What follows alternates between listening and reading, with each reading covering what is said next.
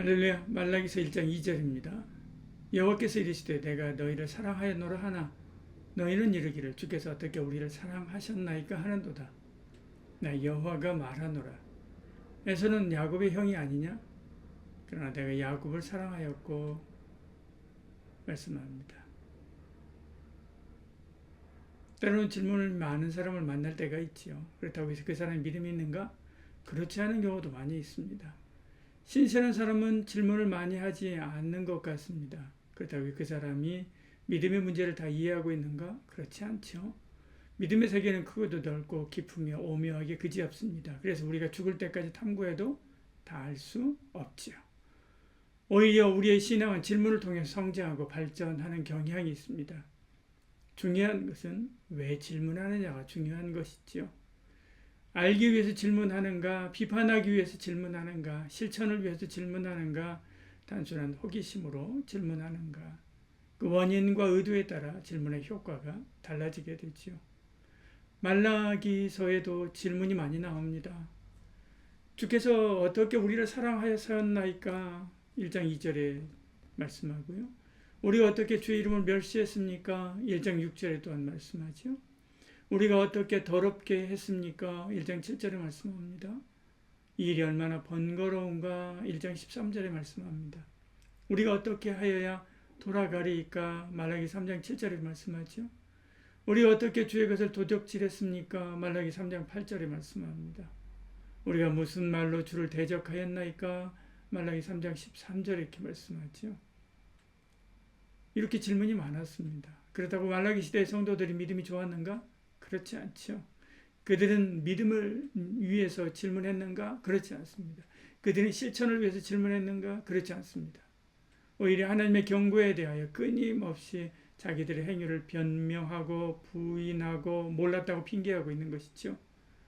우리가 하나님을 어떻게 멸시하였느냐라고 질문하지만 자기들의 행위가 얼마나 하나님의 마음을 상하게 하는 것인지 인지하지 못하고 있습니다.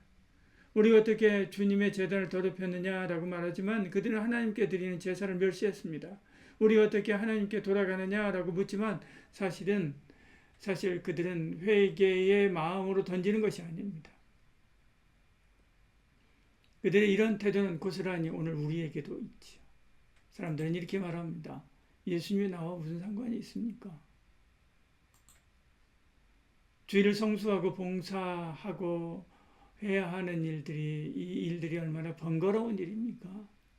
이 정도면 되지 않았나요? 우리가 얼마나 해야 하나님을 잘 믿는다고 하겠습니까?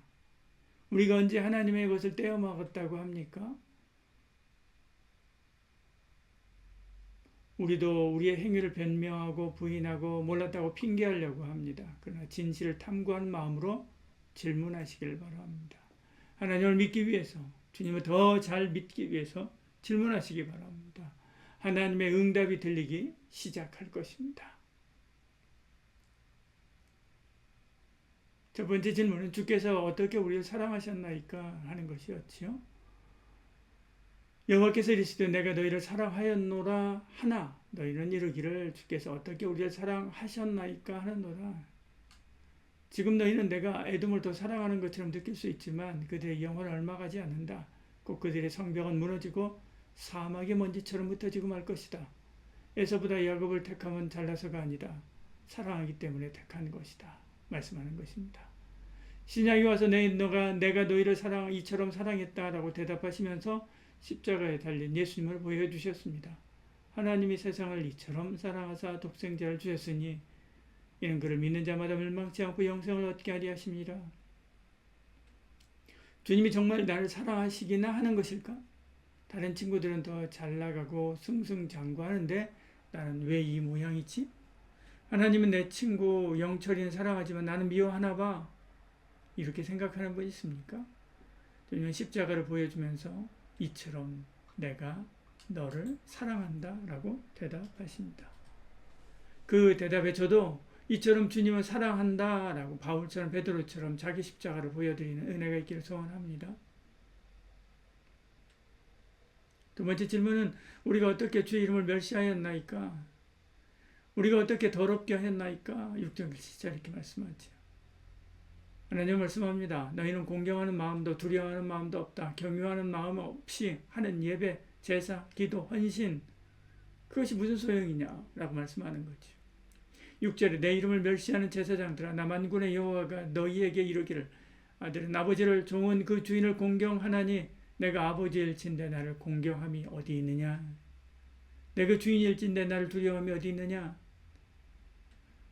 또한 더러운 떡을 드렸으니 더럽힌 것이 아니냐라고 1장 7절에 말씀합니다. 너희가 더러운 떡을 나의 제단에 드리고도 말하기를 우리가 어떻게 주를 더럽게 하였나이까 하는도다.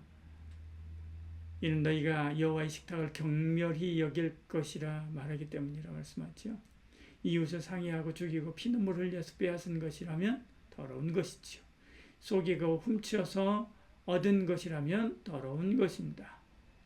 쓰다 남은 거 버릴 거 가져다 드리면 더러운 것이죠. 주의 제단은 쓰다 남은 것을 갖다 버리는 처리장이 아닙니다.